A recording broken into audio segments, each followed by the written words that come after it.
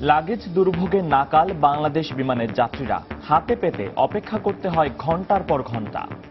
দিন দিন অব্যবস্থায় বাড়তেছে। লাগেজ টোকার হয় না, আমার লোক আসে অপেক্ষা করতে আছে। কুয়েতে আসলে সাথে সাথে মালটা পাওয়া যায়, কিন্তু বাংলাদেশ বিমানে আসতে দেখেন না 4 ঘন্টা লাগে মাল পাইতে। অব্যবস্থাপনায় দায়ী বলছেন পর্যবেক্ষকরা, সীমাবদ্ধতার দোহাই কর্তৃপক্ষের। ব্যবস্থাপনার সমস্যা আছে, দূরদৃষ্টিতার অভাব আছে, প্রফেশনাল সিদ্ধান্ত নিতে হবে, কমার্শিয়াল ডিসিশন নিতে হবে। বেল্টের স্বল্পতা আছে, ইকুইপমেন্টের স্বল্পতা আছে। আমরা চেষ্টা করছি আগামী 3 মাসের ভিতর আমরা ফার্স্ট লাগেজ 30 মিনিটের মধ্যে লাগেজ বেল্টে আসবে। দেখছিলেন সময়ের বিশেষ শিরোনাম। দুপুরের সময়ের সঙ্গে আছি আমি ফয়সাল মোর্শেদ এবং আমি শিরিন আক্তার। এবার অন্যান্য শীর্ষ সংবাদ। মার্কেলের সঙ্গে বৈঠকে রোহিঙ্গা প্রত্যাবাসনে বিশ্ব নেতাদের সহায়তা চাইলেন শেখ হাসিনা। নিরাপত্তা সম্মেলনের প্যানেল আলোচনায় বললেন, জলবায়ু পরিবর্তনের প্রভাবে ঝুঁকিতে বিশ্ব। বরিশালে জাহাজে ইঞ্জিন বিস্ফোরণে দগ্ধ 4 জনের মধ্যে 2 জনের অবস্থা আশঙ্কাজনক। পুড়ে গেছে শরীরের 98 ও 86%। ঢাকা মেডিকেলে ভর্তি। ভ্যালু অ্যাডেড সার্ভিসের আয় বণ্টনে ইচ্ছেমতো সিদ্ধান্ত নেয়ার অভিযোগ মোবাইল ফোন অপারেটরদের বিরুদ্ধে। ক্ষতিগ্রস্ত ক্ষুদ্র উদ্যোক্তারা, সরকারও হারাচ্ছে রাজস্ব। আন্তর্জাতিক মাতৃভাষা দিবসে শ্রদ্ধা নিবেদনের জন্য শহীদ মিনারে চলছে শেষ মুহূর্তের প্রস্তুতি। নিরাপত্তা নিশ্চিতে 4 স্তরের ব্যবস্থা আইনশৃঙ্খলা রক্ষা বাহিনীর। এবং 25শে মার্চের কালরাতকে গণহত্যা দিবসের স্বীকৃতি না দেয়ায় হতাশ শহীদ পরিবারগুলো। মুক্তিযুদ্ধের ইতিহাস নিয়ে বিতর্ক এড়াতে সরকারকে উদ্যোগী হওয়ার পরামর্শ।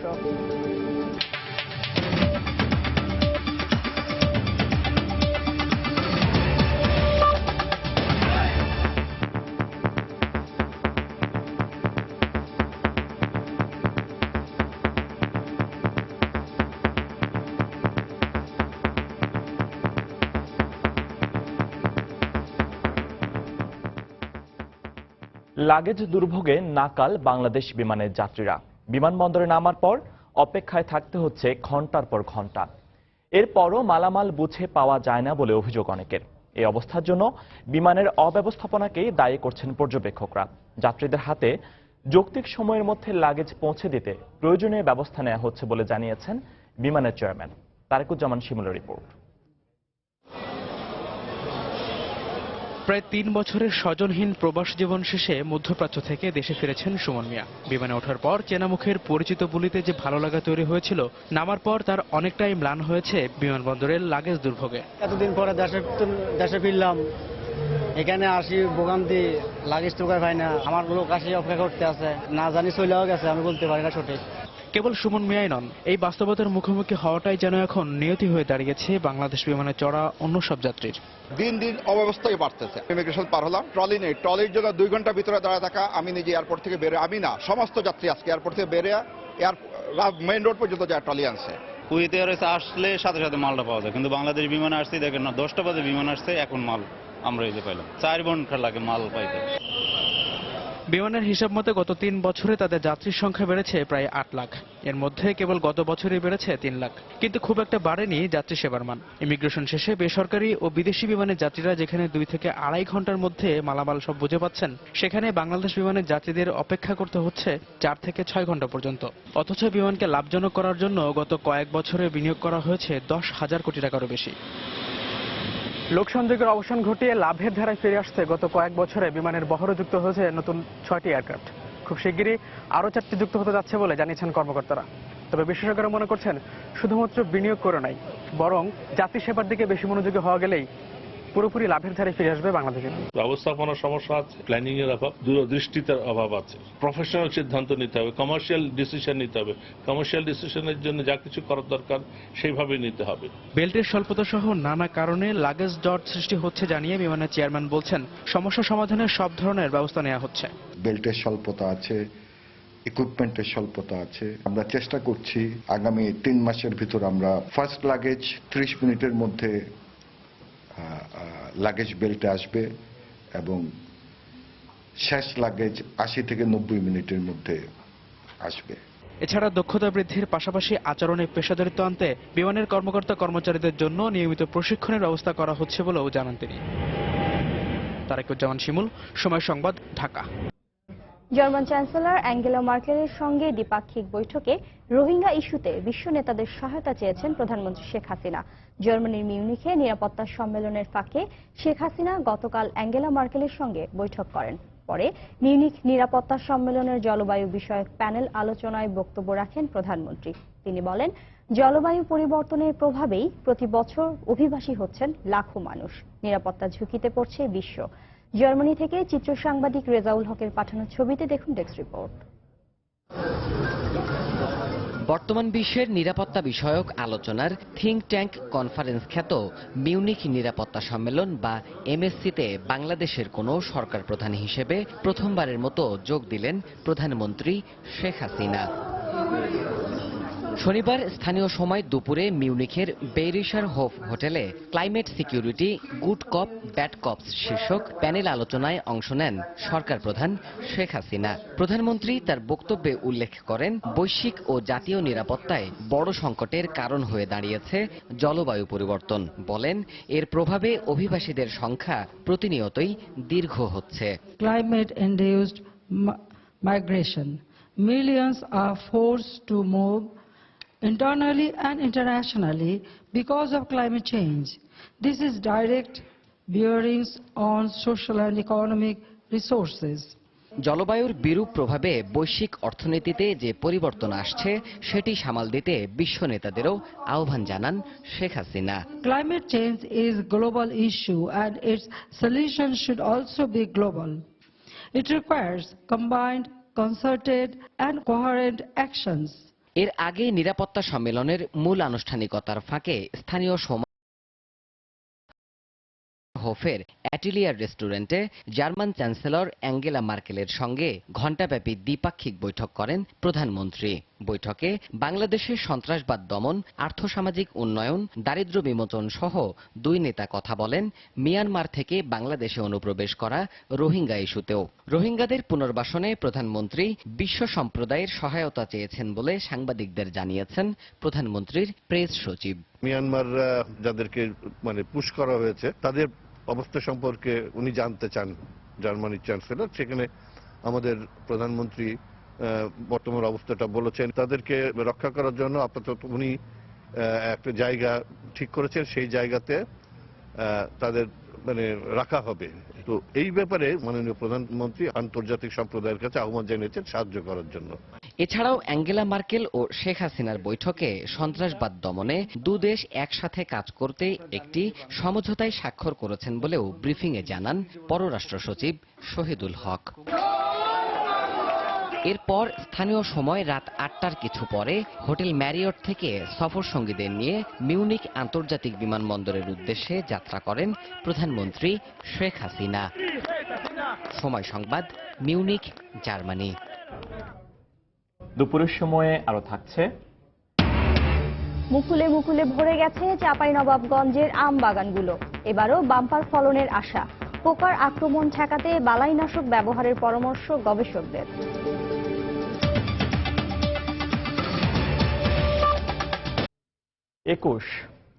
একদিকে যেমন মাতৃভাষার স্বীকৃতি আদায়ে জীবন দেওয়ার শোক, অন্যদিকে আন্তর্জাতিক মাতৃভাষা অর্জনের গৌরব। এই শোক আর প্রাপ্তির গৌরবকে বিনম্র শ্রদ্ধায় স্মরণ করতে কেন্দ্রীয় শহীদ মিনারে চলছে শেষ মুহূর্তের প্রস্তুতি। আশপাশের এলাকায় আলপনা ও দেয়ালচিত্রের মাধ্যমে তুলে ধরা হয়েছে বাঙালির গৌরবোজ্জ্বল ইতিহাস। এদিকে নির্বিঘ্নে দিনটি পালনে কঠোর নিরাপত্তা ব্যবস্থা গ্রহণ করেছে আইনশৃঙ্খলা রক্ষা বাহিনী। শাহিন রহমানের ছবিতে রাশেদ বাপ্পির রিপোর্ট। ২১ বাঙালির বেদনার কমল পদ্ম, চেতনার অগ্নিমশাল। ৫২-র ২১শে ফেব্রুয়ারিতে মায়ের ভাষায় কথা বলার অধিকার আদায়ে প্রাণ হারানো জাতির শ্রেষ্ঠ সন্তানদের প্রতি শ্রদ্ধা জানাতে প্রস্তুত পুরো দেশ। ধুয়ে মুছে পরিষ্কার করা হচ্ছে শহীদ বেদি। শহীদদের বুকের তাজা রক্তের প্রতিচ্ছবি হিসেবে রক্তিম রঙে রাঙানো হচ্ছে শহীদ মিনারের পাদদেশ। রংটা হয়ে গেলে আগামীকালকে আমরা চারুকলার কাছে হস্তান্তর করবো আলপনা করার জন্য। মিনার মূল বেদি এবং ফ্লোর আউটসাইড চতুর্থ সাইড আমরা ২০ তারিখ মধ্যে পেন্টিং করব। ২১ বাঙালি জাতির অধিকার আদায়ের প্রথম ভিত। ২১-এর চেতনা ভবিষ্যৎ প্রজন্মের কাছে পৌঁছে দিতে শহীদ মিনার ও এর আশপাশে চলছে দেয়ালচিত্র ও সাজসজ্জার কাজ। তুলে ধরা হচ্ছে ভাষা আন্দোলন, মুক্তিযুদ্ধ সহ বাঙালির সংগ্রাম ও আত্মত্যাগের ইতিহাস। ভাষা আন্দোলন, মুক্তিযুদ্ধ, এই টোটাল এবং আগামী আমরা যে বাংলাকে দেখতে চাই সবকিছুই রূপ দেওয়ার চেষ্টা করেছি।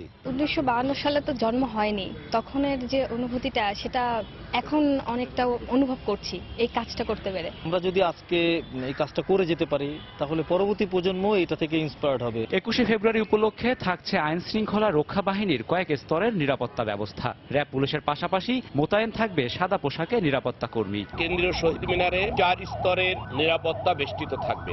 শহীদ মিনারে প্রবেশের প্রত্যেকটি গেটে আর্চওয়ে থাকবে এবং এখানে আগত সকল দর্শকদের এই আর্চওয়ের মধ্যে আসতে হবে। শহীদ বেদিতে শ্রদ্ধা নিবেদন করতে আসা সর্বসাধারণের জন্য রুট প্ল্যানিং প্রকাশ করেছে ঢাকা মেট্রোপলিটন পুলিশ। প্ল্যানিং অনুযায়ী শাহবাগ, পলাশী ও নীলক্ষেত হয়ে প্রবেশ করা যাবে শহীদ মিনারে। বের হওয়ার জন্য উন্মুক্ত থাকবে চানখার পুল ও দোয়েল চত্বর সড়ক। সবাইকে যথাযথভাবে এসব রুট অনুসরণ করার অনুরোধ জানিয়েছে ডিএমপি। 21 আমাদের জাতীয় জীবনের এক অমর অধ্যায়। 21-এর চেতনায় উজ্জীবিত হয়ে আমরা পেয়েছি স্বাধীন ও সার্বভৌম বাংলাদেশ। তাই শুধু শোক আর স্মরণের মধ্যে সীমাবদ্ধ না থেকে 21-এর চেতনা বাস্তবায়নের মাধ্যমে আগামীর সুখী ও সমৃদ্ধশালী বাংলাদেশ গড়ার অঙ্গীকার হোক দিবসটি পালনের মূল উদ্দেশ্য। রাশেদ বাপ্পি, সময় সংবাদ, ঢাকা। বাঙালি চেতনার মূল সূত্র শহীদ মিনার, কিন্তু জুতা পায়ে মিনারের মূল বেদিতে উঠে যান অনেকেই। এতে নষ্ট হচ্ছে স্মৃতির মিনারের পবিত্রতা। জাতি হিসেবে একে চরম লজ্জার বলে মনে করেন ভাষা সৈনিকরা। শহীদদের সম্মান এবং মিনারের পবিত্রতা রক্ষায় এখনই ব্যবস্থা নেওয়া উচিত বলে মনে করেন তারা। ফয়সাল মোর্শেদের রিপোর্ট। অনেকেই দেখি জুতা পরে আমরা মূল বেদিতে উঠে যাচ্ছি, এই ব্যাপারটাকে কিভাবে দেখবেন? শ্রদ্ধার জায়গাটি কোথায় রইল আমাদের, মানে এগুলো তো পারিবারিক শিক্ষা, এই শিক্ষাগুলো তো আসলে বড় হয়ে শেখার কথা না, বলছিলেন অভিনেত্রী সাবেরি আলম। শহীদ বেদিতে জুতা পায়ে ওঠার প্রবণতায় পারিবারিক শিক্ষার অভাবকে দায়ী করলেন তিনি। অথচ তিনি নিজেই শহীদের রক্তে গড়া বেদি জুতা পায়ে মারিয়েছিলেন একটু আগেই। জানতে চাইলে বদলে গেল আগের উত্তর। এই বেদিতে স্যান্ডেল পরে উঠলে কিছু হবে না, ভাষাটাকে যদি শ্রদ্ধা করি তাহলে এগুলো গৌণ। এটাকে একটা ইস্যু করার কোনো কারণ দেখি না। শুধু এই অভিনেত্রী নন, এরকম নানা ঘটনায় প্রতিনিয়তই অপবিত্র হচ্ছে শহীদ বেদি। জুতা পায়ে চলে আড্ডা ও সেলফি তোলার মতো ঘটনা। আচ্ছা, আমি খুলে ফেলছি এখানে শুটের জন্য আসছি তো, মানে এখনো কিন্তু পরে আছেন আপনারা দুজন। পরাধীনতার শেকল ভাঙার প্রথম গল্প রচিত হয় 52-র 21শে ফেব্রুয়ারি। বুকের তাজা রক্ত ঢেলে দিয়ে যারা আমাদের জন্য ভাষার স্বাধীনতা এনে দিয়েছিলেন তাদের স্মরণে নির্মিত হয় এই শহীদ মিনার। কিন্তু পবিত্র এই বেদি জুতো পায়ে মারানোয় স্বভাবতই প্রশ্ন ওঠে, 21-এর চেতনা কি শুধুই পোশাকই? জুতো তো বটেই, এবং ময়লা পানি গড়াচ্ছে, বাদাম বিক্রি করতেছে ওখানে রাত্রিবেলা। সেখানে যত রকমের অনাচার সম্ভব, গাঁজা ভাঙ থেকে শুরু করে সব ধরনের কিছু হয়। এই যদি আমাদের একটি জাতীয় প্রতীকের পরিস্থিতি, 21-এর চেতনা সম্পর্কে সদিচ্ছার অভাব, আন্তরিকতার অভাবে এই ধরনের অবাঞ্ছিত কাজগুলো হচ্ছে। 21 আমাদের সংস্কৃতিতে মননে গড়নে সদা ক্রিয়াশীল। বাঙালির অগ্রযাত্রার প্রথম সোপান এবং পাথেয় 21। তাই শহীদদের স্মৃতি রক্ষায় রাষ্ট্রীয় এবং ব্যক্তি পর্যায়ে আরও সচেতন হওয়া উচিত বলে মনে করেন তিনি। ফয়সাল মোর্শেদ, সময় সংবাদ, ঢাকা। 71-এ বাংলাদেশের মুক্তিযুদ্ধে যে গণহত্যা হয়েছিল সে বিষয়ে আন্তর্জাতিকভাবে জোরালো কোনো আলোচনা নেই। জাতিসংঘ থেকেও এটিকে গণহত্যা হিসেবে দেয়া হয়নি স্বীকৃতি। এমনকি দাবি থাকা সত্ত্বেও বাংলাদেশে এখনো 25শে মার্চের কাল রাতকে গণহত্যা দিবস হিসেবে আনুষ্ঠানিকভাবে ঘোষণা দেওয়া হয়নি। এতে হতাশা প্রকাশ করেছেন শহীদ পরিবারের সদস্যরা। লেখক গবেষকরা বলছেন, মুক্তিযুদ্ধের ইতিহাস নিয়ে দেশি বিদেশি নানা মহলের সৃষ্টি করা বিতর্ক এড়াতে সরকারের উদ্যোগ দরকার। তাফসির বাবু রিপোর্ট।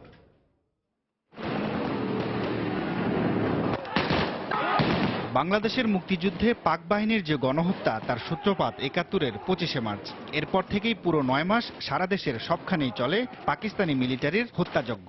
তবে যুদ্ধের পর থেকেই 26শে মার্চকে স্বাধীনতা দিবস হিসেবে পালন করা হলেও 25শে মার্চের গণহত্যা নিয়ে নেই সরকারি কোনো আনুষ্ঠানিকতা। এমন অবস্থায় হতাশা প্রকাশ করে মুক্তিযুদ্ধের লেখক, গবেষক ও ইতিহাসবিদরা বলছেন, এই দিনে শহীদদের আনুষ্ঠানিকভাবেই স্মরণ করা উচিত সরকারের। এটা আমাদের একটা সরকারি পর্যায়ে কোনো স্বীকৃতি পায় নাই। আমার মনে হয় যে এটা আরো বড় করে পালন করা উচিত। এই গণহত্যা দিবস পালন শুধু আমাদের নয়, পৃথিবীর বিভিন্ন জায়গায় এই জিনিসটি বোঝাতে পারবে যে গণহত্যাটা হয়েছিল এবং পাকিস্তানি এবং তাদের সহযোগীরা এই গণহত্যা করেছিল। 1948 সালে জাতিসংঘে গৃহীত এক কনভেনশনে গণহত্যার 5টি বৈশিষ্ট্য উল্লেখ করা হয়। এর মধ্যে কোনো ঘটনায় একটি বৈশিষ্ট্য প্রমাণ হলেই সেটি গণহত্যা হিসেবে স্বীকৃত হবে। কিন্তু 5টি বৈশিষ্ট্যের মধ্যে 4টি বৈশিষ্ট্যই পাক বাহিনীর কর্মকাণ্ডে পাওয়া গেলেও এ বিষয়ে আন্তর্জাতিক অঙ্গনে তেমন কোনো তৎপরতা ছিল না সরকারের। আর সেই সুযোগে আন্তর্জাতিক অঙ্গনে পাকিস্তান সরকার তো বটেই, পাকিস্তান প্রভাবিত বিভিন্ন মহল থেকেও গণহত্যা নিয়ে নানা রকম প্রশ্ন তোলা হয়। পাকিস্তান বাংলাদেশের বিতর্ক প্রতিরোধেই গণহত্যার আন্তর্জাতিক স্বীকৃতি পেতে সরকারকে কাজ করার পরামর্শ লেখক গবেষকদের।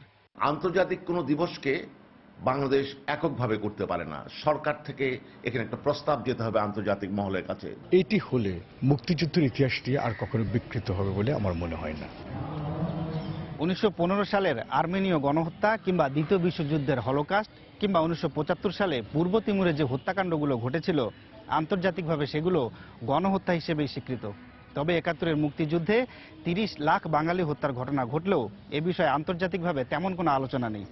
বিশ্লেষকরা বলছেন, এজন্য সরকারকে আন্তর্জাতিক পর্যায়ে উদ্যোগী হতে হবে। তবে সবার আগে দেশের ভেতরে 25শে মার্চকে আনুষ্ঠানিকভাবে গণহত্যা দিবস হিসেবে স্বীকৃতি কিংবা ঘোষণা জরুরি।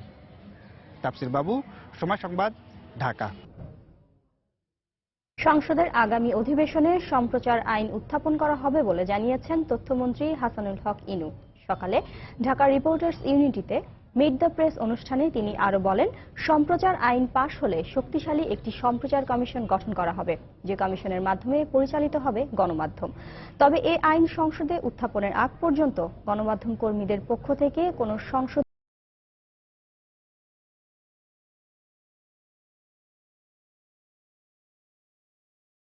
কাজ করে এবার মন্ত্রিসভায় এবং পার্লামেন্টে দেওয়ার প্রস্তুতি পর্বে রয়েছি।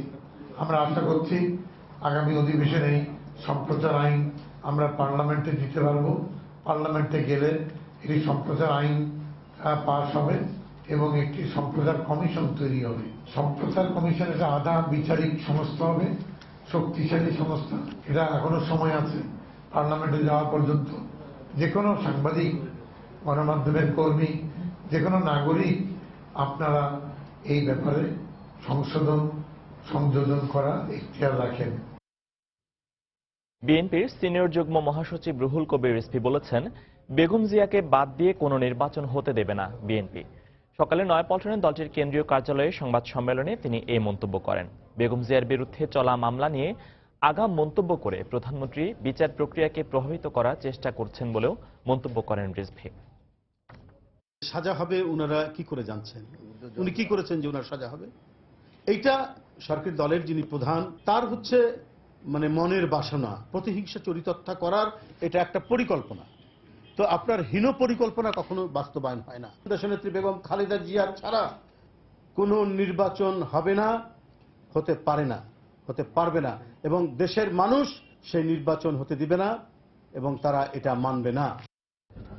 বরিশালের কীর্তনখোলা নদীতে তেলবাহী জাহাজে ইঞ্জিন বিস্ফোরণে দগ্ধ 4 জনের মধ্যে 3 জনকে ঢাকা মেডিকেল কলেজ হাসপাতালের বার্ন ইউনিটে ভর্তি করা হয়েছে। তাদের 2 জনের অবস্থা আশঙ্কাজনক বলে জানিয়েছেন চিকিৎসকরা। এদিকে তেলবাহী জাহাজটির ইঞ্জিন রুমে গ্যাস জমার কারণে ভয়াবহ বিস্ফোরণ ঘটে বলে ধারণা জাহাজে থাকা একজন কর্মচারীর। রোববার সকালে বরিশাল শেরেবাংলা মেডিকেল কলেজ হাসপাতাল থেকে ঢাকা মেডিকেলের বার্ন ইউনিটে আনা হয় কীর্তনখোলা নদীতে তেলবাহী জাহাজে ইঞ্জিন বিস্ফোরণের ঘটনায় মারাত্মক আহত 4 জনকে। একজনকে প্রাথমিক চিকিৎসা দিয়ে ছেড়ে দিলেও অবস্থা গুরুতর হওয়ায় বাকি 3 জনকে ভর্তি করা হয়েছে বার্ন ইউনিটে।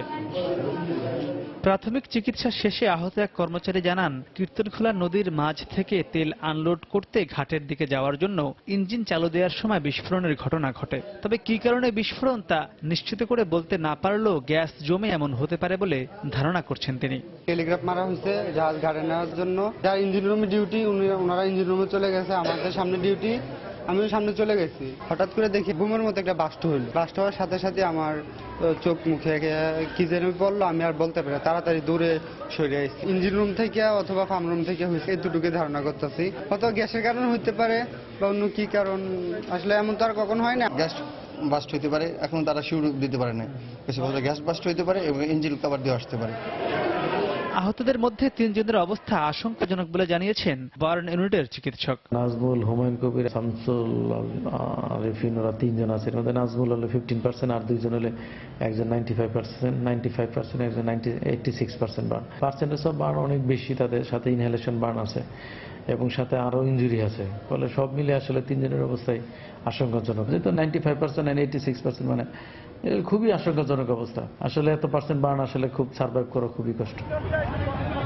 ফায়ার সার্ভিস জানায় শনিবার রাত 8:30টার দিকে কীর্তনখোলা নদীর চড়কাগো প্রান্ত থেকে প্রায় 9.5 লাখ লিটার জ্বালানি তেল বোঝাই এমটি অ্যাঙ্কারেজ নামের ওই জাহাজটি শহরের যমুনা ডিপোতে যাওয়ার জন্য ইঞ্জিন চালু করতে গেলে বিস্ফোরণের ঘটনা ঘটে। মাহমুদ রাকিব, সময় সংবাদ, ঢাকা। ঢাকায় শুরু হয়েছে বর্ডার গার্ড বাংলাদেশ, বিজিবি ও ভারতের সীমান্তরক্ষী বাহিনী বিএসএফ এর মধ্যে মহাপরিচালক পর্যায়ে সীমান্ত সম্মেলন। সকালে রাজধানীর পিলখানায় বিজিবি সদর দপ্তরে 5 দিনব্যাপী এই সম্মেলন শুরু হয়।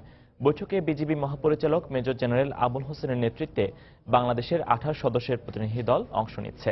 ভারতের 19 সদস্যের প্রতিনিধি দলের নেতৃত্ব দিচ্ছেন বিএসএফ মহাপরিচালক কে শর্মা। বিজিবি সম্মেলনে সীমান্তে বাংলাদেশের নাগরিকদের অপহরণ, আটক, গুলি, হত্যা, অস্ত্র ও মাদক চোরাচালান বন্ধ, অবৈধভাবে আন্তর্জাতিক সীমান্ত অতিক্রম নিয়ে আলোচনা হবে।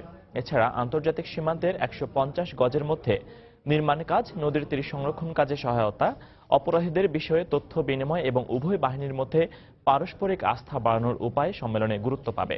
সম্মেলন শেষে যৌথ ঘোষণাপত্র সই হওয়ার কথা রয়েছে।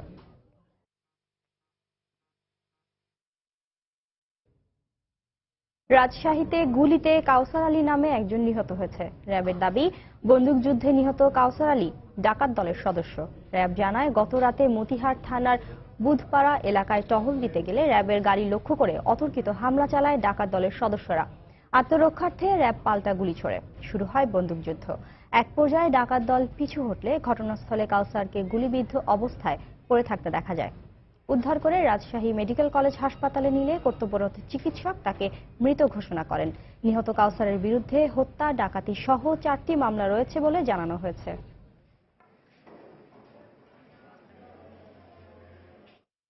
ঠাকুরগাঁওয়ে চতুর্থ দিনের মতো চলছে পরিবহন ধর্মঘট। ধর্মঘটের কারণে সকাল থেকে জেলার 5 উপজেলার সব রুটে বন্ধ রয়েছে যান চলাচল। নতুন করে বন্ধ করে দেয়া হয়েছে দূরপাল্লার যানবাহনও। ব্যাটারি চালিত অটোরিকশা করে গন্তব্যে রওনা হচ্ছেন অনেকেই। এতে বিপাকে পড়েছেন সাধারণ যাত্রীরা। গত বৃহস্পতিবার মহাসড়কে চাঁদা আদায়কে কেন্দ্র করে জেলা ট্রাক, ট্যাঙ্ক, লরি শ্রমিক ইউনিয়ন এবং মোটর মালিক সমিতির দ্বন্দ্বে অনির্দিষ্টকালের এ ধর্মঘটের ডাক দেয় জেলা পরিবহন মালিক সমিতি। দুপুরের সময় আরো থাকছে সুযোগ সুবিধা ছাড়াই কক্সবাজারে নামে বেনামে গড়ে উঠছে অসংখ্য হোটেল। মৌসুম বুঝে অতিরিক্ত অর্থ আদায়ের অভিযোগ। এক্সক্লুসিভ জোন গড়ে তোলার কথা জানালো পর্যটন কর্পোরেশন। মুঠোফোনের এসএমএস এর মাধ্যমে পরিচালিত ভ্যালু অ্যাডেড সার্ভিস ভ্যাস ব্যবসায় অসহযোগিতার অভিযোগ উঠেছে মোবাইল ফোন অপারেটরদের বিরুদ্ধে। ভ্যাস নীতিমালা না থাকায় মোবাইল অপারেটররা নিজেদের ইচ্ছে মতো রেভিনিউ আদায় করছে বলে অভিযোগ কন্টেন্ট প্রোভাইডারদের। এ কারণে মোবাইল ফোন গ্রাহকদের জন্য নতুন নতুন কন্টেন্ট তৈরি করায় দেশীয় ক্ষুদ্র ও মাঝারি উদ্যোক্তারা ক্ষতিগ্রস্ত হচ্ছেন। তবে সম্ভাবনাময় এই শিল্পের জন্য শিগগিরই একটি ভ্যাস নীতিমালা করা হবে বলে জানিয়েছেন ডাক ও টেলিযোগাযোগ প্রতিমন্ত্রী। বিস্তারিত তানিম মেহেদি রিপোর্টে। নির্দিষ্ট শর্টকোডের মাধ্যমে মুঠোফোনের এসএমএস এর মাধ্যমে দেয়া সেবা ভ্যালু অ্যাডেড সার্ভিস ভাস হিসেবে পরিচিত। বর্তমানে শিক্ষা, স্বাস্থ্য, ব্রেকিং নিউজ, যোগাযোগ, পর্যটন সহ বিভিন্ন তথ্য জানতে মুঠোফোন গ্রাহকরা এই সেবা নিয়ে থাকেন। দেশের ক্ষুদ্র ও মাঝারি উদ্যোক্তারা গ্রাহকদের সেবা দিতে প্রতিনিয়ত নতুন নতুন কন্টেন্ট তৈরি করছেন। তবে এসব কন্টেন্ট গ্রাহকদের কাছে পৌঁছে দিতে মোবাইল ফোন অপারেটরদের সহায়তা নিতে হয়। আর এই সহায়তা দিতে গিয়েই নিজেদের ইচ্ছে মতো রেভিনিউ শেয়ারিং এর অভিযোগ তাদের বিরুদ্ধে। আমি 8 কোটি মোবাইল গ্রাহকের কাছে নানা ধরনের কন্টেন্ট পৌঁছাতে পারি, কিন্তু আমার পৌঁছানোর রাস্তাগুলো এখনো পর্যন্ত মসৃণ না। টেলকোগুলো কোনো গাইডলাইন মেনে চলে না। তার স্বেচ্ছাচারিতার উপর নির্ভর করতে হয়। সমস্ত ব্যবসায়ী যদি তারা একাই করতে চান তাহলে আমরা ক্ষতিগ্রস্ত হচ্ছে আমাদের ছোট এবং মাঝারি যেসব ছোট ছোট ব্যবসা গড়ে তোলার চেষ্টা করছে, এই ব্যবসাগুলো ক্ষতিগ্রস্ত হচ্ছে। আমরা বিশেষ করে যেমন ধরেন ই-কমার্স কিংবা ভ্যালু অ্যাডেড সার্ভিস।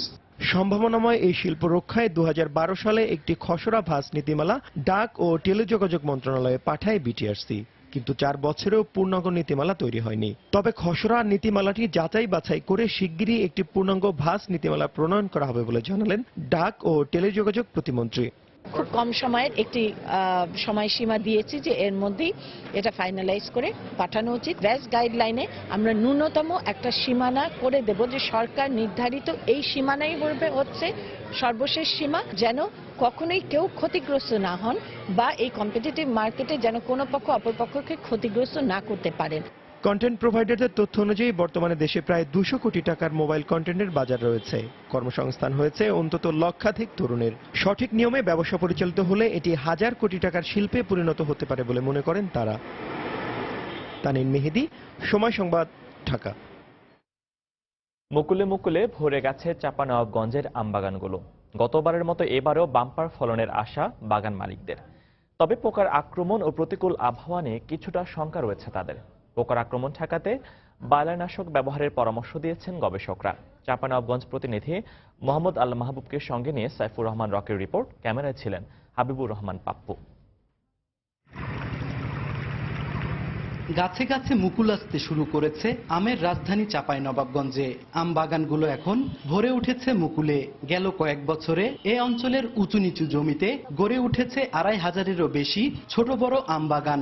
এখানে রয়েছে ল্যাংড়া, ফজলি, গোপালভোগ, হিমসাগর, ক্ষীরসাপাত ছাড়াও দুধসর, কালীভোগ, তোতাপুরি সহ প্রায় 200-রও বেশি জাতের আম। চলতি মৌসুমে তেমন একটা কুয়াশার আধিক্য না থাকায় প্রায় 80% বাগানে মুকুল এসেছে। ভালো ফল পেতে এখন বাগান পরিচর্যার কাজে পুরোদমে ব্যস্ত মালিকরা। আবহাওয়া খারাপ হলে তো নষ্ট হওয়ার সম্ভাবনা আছে, তার জন্য আমরা ব্যবস্থা নিচ্ছি, স্প্রে করছি। ধরেন গিয়ে ময়লা মাটির জন্য মাছি টাছি যা আছে সব মরবে। ভালো ফলনের অগ্রসর হওয়ার জন্য আমরা প্রচুর চেষ্টা চালাচ্ছি। মুকুলে ক্ষতিকর হোপার পোকার আক্রমণ ঠেকাতে আম বাগানের মালিকরা নিয়মিত কীটনাশক প্রয়োগ করছেন। পোকামাকড় এগুলো দমন হয়েছে একবার, আপাতত আবার যেগুলো এখন আক্রমণ হবে আবার স্প্রে করব। বিষ প্রয়োগ করছে কীটনাশক বিভিন্ন ধরনের, যেন এই জিনিসটা হোপার পোকা দমন হয়ে যায়। আর ফল গবেষণার সাথে জড়িত কর্মকর্তারা আমের উৎপাদন বাড়াতে নানা পরামর্শ দিচ্ছেন। 70 থেকে 80% মুকুল এসে গেছে একটা গাছে।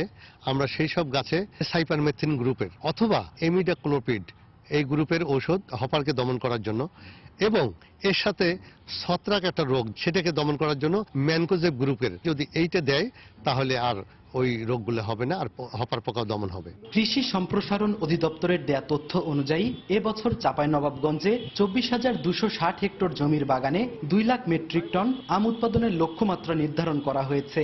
গত বছর ছিল 1,84,000 মেট্রিক টন। সাইফুর রহমান রকি, সময় সংবাদ, চাঁপাইনবাবগঞ্জ। দেখছেন দুপুরের সময়। টেল সুপ্রিম চেয়ারের পারফেক্ট শেপ আর ডিজাইন আপনাকে দেয় 100% কমফোর্ট। টেল সুপ্রিম চেয়ার। পাঠকের আগ্রহ থাকলেও বাংলাদেশে অনুবাদ সাহিত্য ও সাহিত্যিকের সংখ্যা অনেক কম।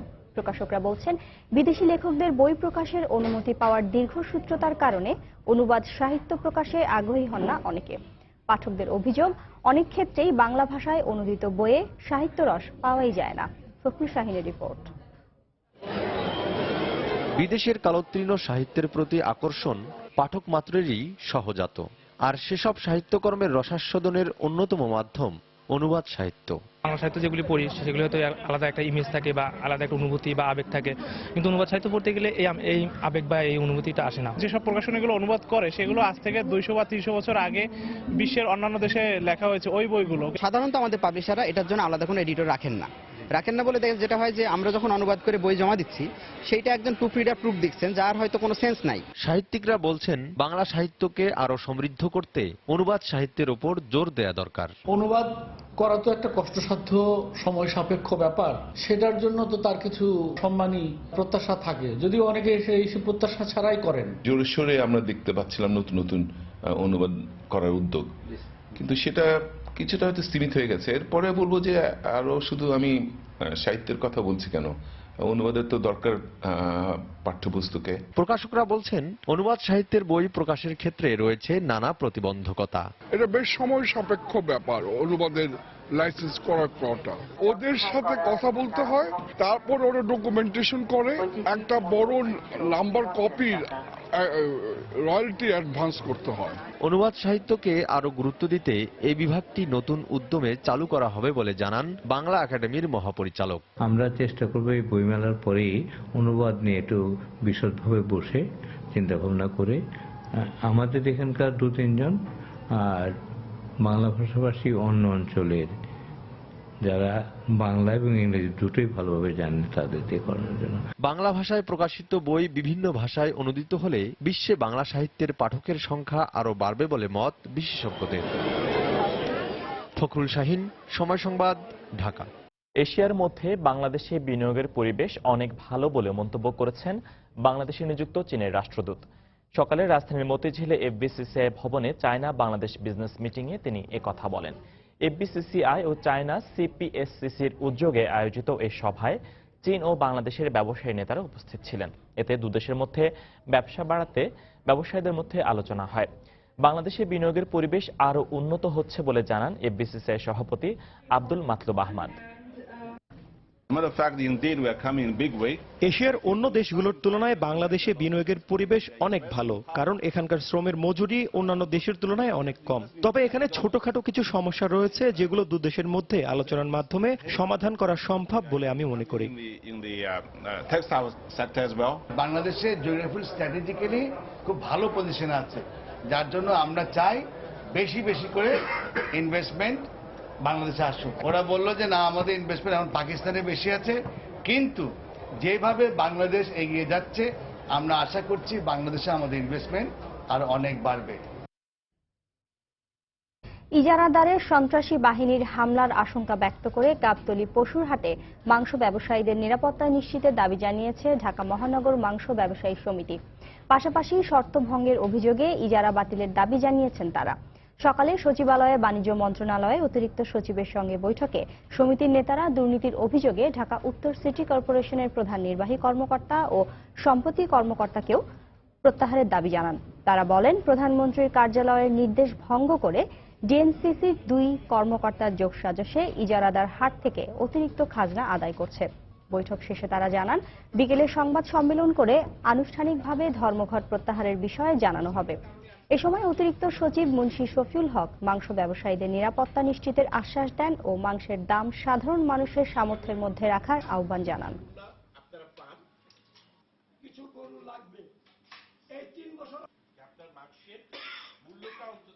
গাবতলী গরুর হাটের ইজারাদার অতিরিক্ত খাজনা আদায় করছে, শর্ত ভঙ্গের দায়ে ইজারা বাতিল করতে হবে। আমরা যখন শান্তির পথে আগাচ্ছি ওই মুহূর্তে গাবতলী গরুর হাটে লাঠিয়াল বাহিনী করা হয়েছে। স্বরাষ্ট্রমন্ত্রী যেন, স্বরাষ্ট্র বিভাগ যেন গাবতলী গরুর হাটের আজকে নিরাপত্তা বিধান করে। ঢাকা মেডিকেল কলেজ ও নিউ ইয়র্ক ইউনিভার্সিটি মেডিকেল সেন্টারের উদ্যোগে ইমার্জেন্সি মেডিসিনের ওপর বিশেষ কর্মশালা অনুষ্ঠিত হয়েছে। 2 দিনব্যাপী কর্মশালায় ঢাকা মেডিকেল কলেজ হাসপাতাল, বারডেম সহ ঢাকার গুরুত্বপূর্ণ বেশ কয়েকটি হাসপাতালের জরুরি বিভাগের কর্মরত অর্ধশতাধিক চিকিৎসক অংশ নেন। জরুরি বিভাগে আসা মুমূর্ষু রোগীদের দ্রুত সেবা দেওয়ার বিষয়ে প্রশিক্ষণ দেওয়া হয়। এতে নিউ ইয়র্ক ইউনিভার্সিটি মেডিকেল সেন্টারের 2 জন চিকিৎসক সায়েদা হাসান ও নাহিন আহমেদ ট্রেনার হিসেবে যোগ দেন। কর্মশালা শেষে অংশগ্রহণকারী চিকিৎসকদের সনদপত্র প্রদান করেন স্বাস্থ্য সচিব সিরাজুল ইসলাম।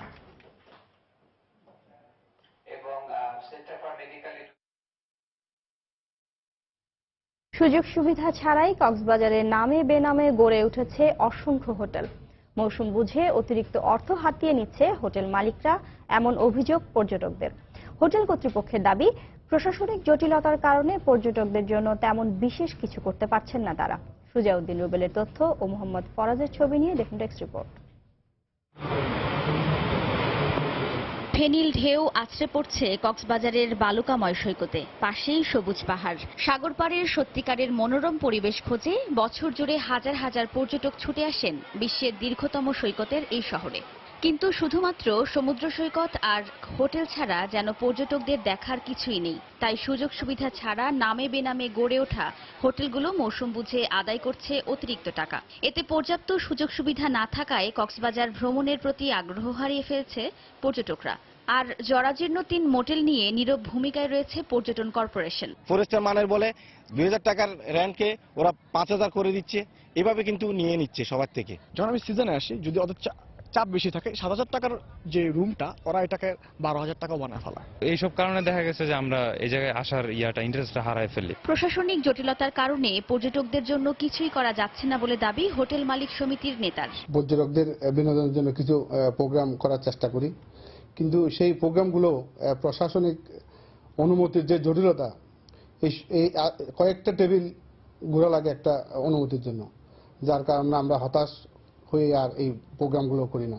পর্যটন কর্পোরেশনের ম্যানেজার জানান, আন্তর্জাতিক মানের সুযোগ সুবিধা নিয়ে পর্যটকদের জন্য গড়ে তোলা হবে এক্সক্লুসিভ জোন। খালি যেসব জায়গা রয়েছে যেখানে উন্নয়ন করার প্রয়োজন আছে, সেসব জায়গায় একদম আন্তর্জাতিক মানের সব সুযোগ সুবিধা সম্পন্ন এক্সক্লুসিভ ট্যুরিস্ট জোন থেকে আরম্ভ করে ট্যুরিস্টদের দিন থেকে রাত সেবা দেওয়ার জন্য সব ধরনের ব্যবস্থা থাকবে। সবগুলো আন্তর্জাতিক মানেরই হবে। সৈকতের এ শহরে প্রতি বছর 10 লাখের বেশি বিনোদন প্রেমীর আগমন ঘটে। সময় সংবাদ, কক্সবাজার। কোটি কোটি মানুষের মধ্যে বই পড়ার অভ্যাস জাগিয়ে তুলে সর্বজন শ্রদ্ধেয় হয়েছেন যিনি, সেই আলোকিত মানুষ গড়ার কারিগর অধ্যাপক আব্দুল্লাহ আবু সাঈদ জানালেন, তার জীবনের সবচেয়ে বড় কষ্ট লেখক হতে না পারা। বিশ্ব সাহিত্য কেন্দ্রের কার্যক্রম নিয়ে তেমন একটা অসন্তুষ্টি না থাকলেও প্রতিষ্ঠানটি নিয়ে বছরের পর বছর কর্মব্যস্ত জীবন পার করায় লেখক হতে পারেননি বলে আক্ষেপ করেন তিনি। কলকাতায় বিশিষ্টজনদের দেয়া সংবর্ধনা অনুষ্ঠানে একথা জানান এই শিক্ষাবিদ। কলকাতা থেকে সুব্রত আচার্যের পাঠানো তথ্য ছবি নিয়ে ডেস্ক রিপোর্ট। শনিবার সন্ধ্যায় কলকাতার আইসিসিআর গ্যালারিতে আব্দুল্লাহ আবু সাঈদকে উত্তরীয় পরিয়ে সংবর্ধনা দেন পশ্চিমবঙ্গের বিশিষ্ট কবি অলোক রঞ্জন দাশগুপ্ত, সৌরিন ভট্টাচার্য এবং প্রখ্যাত সঙ্গীত শিল্পী প্রতুল মুখোপাধ্যায়। সংক্ষিপ্ত সূচনা পর্ব শেষ করে অনুষ্ঠানের সঞ্চালক উপস্থিত দর্শকদের আব্দুল্লাহ আবু সাঈদকে প্রশ্ন করার সুযোগ করে দেন। আর এতেই উঠে আসে বই পড়ার আন্দোলনের নানা স্মৃতি, নানা ঘটনা। সেটা হচ্ছে আমরা কি মূল্যবোধের সামনে বড় হয়েছি। অনুষ্ঠান শেষে সময় টেলিভিশনকে দেয়া একান্ত সাক্ষাৎকারে নিজের আক্ষেপ আর কষ্ট নিয়েও কথা বলেন আলোকিত মানুষ গড়ার এই কারিগর। অনেক কাজে অনেক দায়ে আমি আমার সবচেয়ে ভালোবাসার জিনিস লেখা, আমি লেখক হতে চেয়েছিলাম, সেটা করতে পারি, এই দুঃখটা আমার আছে। এমন একজন গুণী মানুষকে কাছে পেয়ে স্বভাবতই বেশ উচ্ছ্বসিত পশ্চিমবঙ্গের বিশিষ্টজনেরা। তারা মনে করেন আব্দুল্লাহ আবু সাঈদের হাত ধরে বই পড়ার এই উদ্যোগ পশ্চিমবঙ্গেও ছড়িয়ে দেওয়া সম্ভব। কি করে এরকম একটা প্রকল্প করে সেটাকে একেবারে সার্থকভাবে রূপায়িত করলেন, এটা একটা অসাধ্য সাধন আমার কাছে মনে হয়। এরকম কিছু কাজ পশ্চিমবঙ্গেও করা সম্ভব নয় আমি মনে করি না। এই আদর্শ সামনে রেখে আমরা হয়তো কিছু কাজ করতে পারি। শুধু বাংলাদেশ নয়, বই পড়ে আলোকিত মানুষ হয়ে সেই আলোকরশ্মি পশ্চিমবঙ্গেও ছড়িয়ে দিতেই এমন একটি আয়োজন বলে জানান উদ্যোক্তারা। শুধু বাংলাদেশে আলোকিত মানুষ দিয়ে বাংলা সংস্কৃতি শিল্পের উন্নতি বোধহয় সম্ভব না। আমাদের পশ্চিমবঙ্গেও আলোকিত মানুষ চাই। তাকে সম্বর্ধিত করতে পেরে কলকাতাবাসীর পক্ষ থেকে, পশ্চিমবঙ্গবাসীর পক্ষ থেকে আমরা সেই বীজটিকে রোপণ করতে চাইছি। বিশ্ব সাহিত্য কেন্দ্রের বর্তমান পাঠক সংখ্যা প্রায় 25 লাখ। আগামী 2 বছরে এ সংখ্যা 50 লাখ ছাড়িয়ে যাওয়ার পাশাপাশি গোটা বাংলাদেশে সংগঠনটি বিস্তার লাভ করবে বলেও দৃঢ় আশাবাদ ব্যক্ত করেন আব্দুল্লাহ আবু সাঈদ। সময় সংবাদ, কলকাতা। দেশের বাইরের খবর। আবারও সংবাদ মাধ্যম ও সাংবাদিকদের প্রতি বিষোদ্গার করলেন মার্কিন প্রেসিডেন্ট ডোনাল্ড ট্রাম্প। শনিবার ফ্লোরিডার মেলবোর্নে এক সমাবেশে মার্কিন ও গণমাধ্যম ও সাংবাদিকদের দুর্নীতিগ্রস্ত বলে মন্তব্য করেন তিনি। এদিকে যুক্তরাষ্ট্রের হোমল্যান্ড সিকিউরিটি বিষয়ক মন্ত্রী জানিয়েছেন, প্রথম নিষেধাজ্ঞার চেয়ে কঠিন একটি নির্বাহী আদেশ জারি করতে যাচ্ছেন ডোনাল্ড ট্রাম্প। এসবের মধ্যেই দেশটির বিভিন্ন রাজ্যে টানা 3য় দিনের মতো ট্রাম্প বিরোধী বিক্ষোভ অব্যাহত রয়েছে। এটি কোনো মরদেহের কফিন নয়। ট্রাম্পের নেয়া বিভিন্ন পদক্ষেপের বিরুদ্ধে প্রতিবাদের ভাষা হিসেবে এ কফিন বেছে নিয়েছে বিক্ষোভকারীরা। একে তারা যুক্তরাষ্ট্রের প্রেসিডেন্ট ব্যবস্থার শেষ কৃত্যানুষ্ঠানের প্রতীক হিসেবে তুলে ধরেন। প্রথম মার্কিন প্রেসিডেন্ট জর্জ ওয়াশিংটনের জন্মদিন উপলক্ষে পালিত প্রেসিডেন্ট দিবসকে সামনে রেখে শনিবার নিউ ইয়র্কের ওয়াশিংটন স্কয়ার পার্কে এই অভিনব প্রতিবাদ কর্মসূচির আয়োজন করে ট্রাম্প বিরোধীরা। ডোনাল্ড ট্রাম্পের বিভিন্ন পদক্ষেপের তীব্র সমালোচনার পাশাপাশি তারা যুক্তরাষ্ট্রের গণতন্ত্র রক্ষায় দৃঢ় প্রত্যয় ব্যক্ত করেন। আমরা প্রেসিডেন্ট দিবস উপলক্ষে এই আয়োজন করেছি। প্রত্যেক প্রেসিডেন্টই তাদের শাসন আমলে কিছু সমস্যার সৃষ্টি করেছে, কিন্তু বর্তমান প্রেসিডেন্টের প্রশাসন যা করছে তা কোনোভাবেই মেনে নেওয়া যায় না। আমরা গণতন্ত্র রক্ষা করতে চাই, আমাদের ভবিষ্যৎ ও অধিকার রক্ষা করতে চাই। আমি দীর্ঘ 25 বছর ধরে নিউ ইয়র্কে বসবাস করছি। এখন যে পরিস্থিতি বিরাজ করছে, আমার পুরো জীবনে এমন পরিস্থিতি কখনো দেখিনি। নিউ ইয়র্ক ছাড়াও যুক্তরাষ্ট্রের বিভিন্ন রাজ্যে টানা তৃতীয় দিনের মতো ট্রাম্প বিরোধী বিক্ষোভ অব্যাহত রয়েছে। শনিবার ক্যালিফোর্নিয়া, টেক্সাস, মিনেসোটা সহ বিভিন্ন রাজ্যে বিপুল সংখ্যক মানুষ ট্রাম্প বিরোধী বিক্ষোভে অংশ নেয়। প্রেসিডেন্ট হিসেবে ক্ষমতা গ্রহণের পর এদিন প্রথমবারের মতো ফ্লোরিডায় এক সমাবেশে অংশ নেন Trump. Campaign rally for America শীর্ষক সমাবেশে যুক্তরাষ্ট্রের সুরক্ষায় অভিবাসী বিরোধী পদক্ষেপ অব্যাহত রাখার ব্যাপারে অবিচল থাকার প্রত্যয় ঘোষণা করেন তিনি।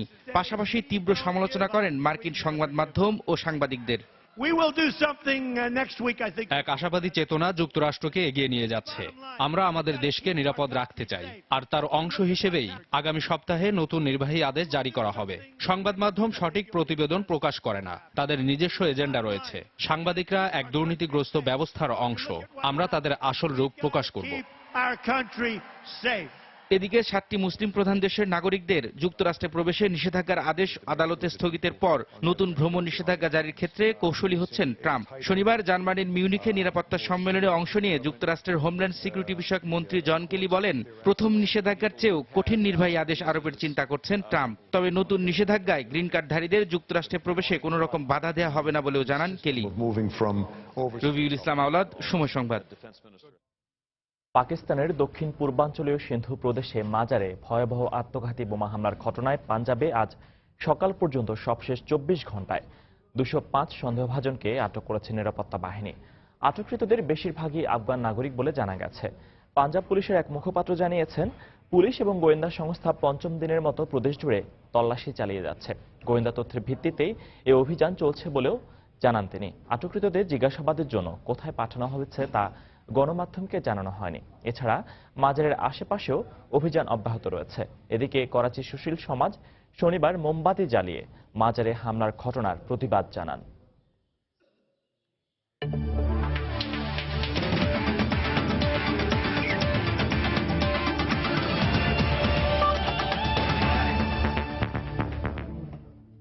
শেখ কামাল ক্লাব কাপের খবর। আসরের বর্তমান চ্যাম্পিয়ন চট্টগ্রাম আবাহনী শিরোপা জয়ের মিশনে আজ মাঠে নামছে। কোচ সাইফুল বারী টিটুর শিষ্যদের প্রতিপক্ষ আফগানিস্তানের ক্লাব শাহিন আসমাই। এই দু দলে ম্যাচটি শুরু হবে সন্ধ্যা 7টায়। এর আগে বিকেল 4টায় মুখোমুখি হচ্ছে মোহামেডান স্পোর্টিং ক্লাব এবং নেপালের ক্লাব মানাং মার্শিয়ানবি। চট্টগ্রাম থেকে আরো জানাচ্ছেন পার্থপ্রতিম বিশ্বাস, ক্যামেরায় ছিলেন আশরাফুল আলম মামুন। গেল আসরে ফেভারিট না হলেও শেখ কামাল আন্তর্জাতিক ফুটবল টুর্নামেন্টে কলকাতার ইস্ট বেঙ্গল দলকে হারিয়ে চমক সৃষ্টি করেছিল চট্টগ্রাম আবাহনী। এবারও ঘরের মাঠ, সাথে বর্তমান চ্যাম্পিয়নশিপের তকমা।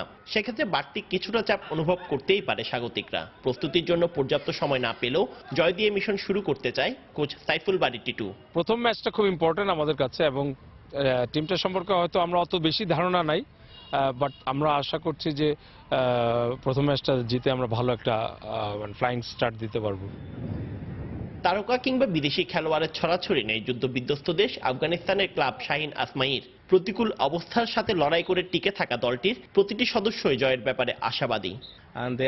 দেখুন, এখানকার আবহাওয়া অনেক গরম, আমরা অনেক প্রতিকূলতার মাঝেও এখানে এসেছি। আশা করছি জয় নিয়েই ফিরবো। এই টুর্নামেন্টে খেলার সুযোগ পেয়ে আমরা গর্বিত। আশা করছি এখান থেকে ভালো একটা অভিজ্ঞতা নিয়ে ফিরতে পারবো। এক সময়ের প্রতাপশালী ক্লাব ঢাকা মোহামেডানের বর্তমান অবস্থা খুব একটা ভালো না। গেল প্রিমিয়ার লিগের তলানিতে থাকা সাদা কালোরা বিভিন্ন ক্লাব থেকে ফুটবলার ধার নিয়ে এই টুর্নামেন্টের জন্য কোনো রকমের প্রস্তুতি নিয়েছে দলটি। অনেক প্রতিদ্বন্দ্বিতাপূর্ণ টুর্নামেন্ট, এখন শুধু ফোকাস অনলি কালকে ম্যাচ নিয়ে আমরা ফোকাস করতেছি। ইনশাআল্লাহ যেহেতু গ্রুপিং এ সবাই আমাদের চেয়ে খারাপ বলতে পারবো না, সবাই ভালো টিম। তো ফার্স্ট ম্যাচটা আমি এসিটিস হিসেবে নিতে যাচ্ছি আর কি। অন্যদিকে নেপালের মানাং মার্শিয়াংদি ক্লাবটি জাতীয় ও বিদেশি ফুটবলারের সমন্বয়ে অনেকটাই গোছানো। আমাদের বিদেশি 2 জন এবং জাতীয় দলের 8 জন খেলোয়াড় রয়েছেন। আমরা ঘরোয়া ফুটবলে 3টি ট্রফি জিতেছি। সব মিলিয়ে এই টুর্নামেন্টে শিরোপা জয়ের জন্য নিজেদেরকে যথেষ্ট পরিমাণ সামর্থ্যবান মনে করছি আমরা। আশা করি শিরোপা জয়ী হিসেবে দেশে ফিরতে পারবো। টুর্নামেন্টের দ্বিতীয় দিনের প্রথম খেলায় মুখোমুখি হবে মোহামেডান স্পোর্টিং ক্লাব ও মানাং মার্শিয়াংদি ক্লাব। পার্থপ্রতিম বিশ্বাস, সময় সংবাদ, চট্টগ্রাম। দুপুরের সময়ের এ পর্যায়ে শীর্ষ সংবাদগুলো জানিয়ে দিচ্ছি আরেকবার। লাগেজ দুর্ভোগে নাকাল বাংলাদেশ বিমানের যাত্রীরা, অপেক্ষা করতে হয় ঘন্টার পর ঘন্টা। সীমাবদ্ধতা স্বীকার করে ব্যবস্থা নেওয়ার আশ্বাস কর্তৃপক্ষের। মার্কেলের সঙ্গে বৈঠকে রোহিঙ্গা প্রত্যাবাসনে বিশ্ব নেতাদের সহায়তা চাইলেন শেখ হাসিনা। নিরাপত্তা সম্মেলনের প্যানেল আলোচনায় বললেন, জলবায়ু পরিবর্তনের প্রভাবে ঝুঁকিতে বিশ্ব। বরিশালে জাহাজে ইঞ্জিন বিস্ফোরণে দগ্ধ 4 জনের মধ্যে 2 জনের অবস্থা আশঙ্কাজনক। পুড়ে গেছে শরীরের 98 ও 86%। ঢাকা মেডিকেলে ভর্তি। ভ্যালু অ্যাডেড সার্ভিসের আয় বন্টনে ইচ্ছেমতো সিদ্ধান্ত নেয়ার অভিযোগ মোবাইল ফোন অপারেটরদের বিরুদ্ধে। ক্ষতিগ্রস্ত ক্ষুদ্র উদ্যোক্তারা, সরকারও হারাচ্ছে রাজস্ব। এবং আন্তর্জাতিক মাতৃভাষা দিবসে শ্রদ্ধা নিবেদনের জন্য শহীদ মিনারে চলছে শেষ মুহূর্তের প্রস্তুতি। নিরাপত্তা নিশ্চিতে 4 স্তরের ব্যবস্থা আইন শৃঙ্খলা রক্ষা বাহিনীর। এই ছিল দুপুরের সময়। যে কোনো খবর পেতে ভিজিট করুন সময়নিউজ.tv। সঙ্গেই থাকুন সময়।